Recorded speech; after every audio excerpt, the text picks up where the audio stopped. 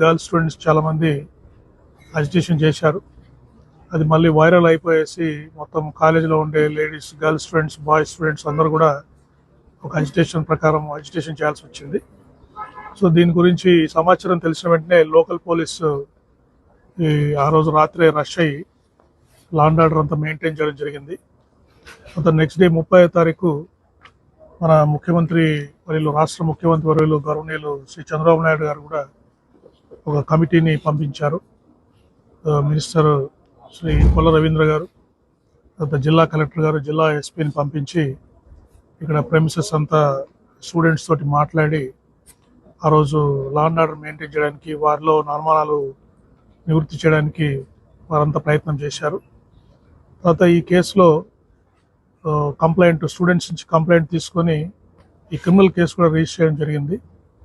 దీంట్లో క్రిమినల్ కేసులో ముఖ్యంగా భాగంగా ఆ రోజు హాస్టల్లో ఉండే అన్ని బాత్రూమ్స్, గర్ల్స్ హాస్టల్లో ఉండే అన్ని బాత్రూమ్స్ కూడా ఈ ఎక్విప్మెంట్, బీడీ ఎన్ఎల్జీడీ ఎక్విప్మెంట్, తర్వాత బీడీ ఫిజికల్గా కూడా షవర్స్ కానీ అన్నీ ఓపెన్ చేసి అంత ఏరియా అంతా థరోగా స్టూడెంట్స్ రిప్రజెంటేటివ్స్, మా police officers, women and child welfare department representatives అందరి సమక్షంలో ఈ హాస్టల్ మొత్తం థరోగా చెక్ చేయడం జరిగింది.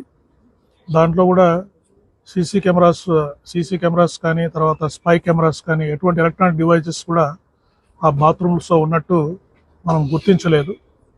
తర్వాత ఇన్వెస్టిగేషన్లో భాగంగా చాలామంది స్టూడెంట్స్ని, దాదాపు 35 మంది స్టూడెంట్స్ని, అక్కడ పనిచేసే స్టాఫ్ మెంబర్స్, బాత్రూమ్స్లో క్లీన్ చేసే స్టాఫ్ మెంబర్స్ కానీ, వార్డెన్స్ కానీ, డిప్యూటీ వార్డెన్స్ కానీ అందరినీ మనం ఎగ్జామ్ చేయడం జరిగింది.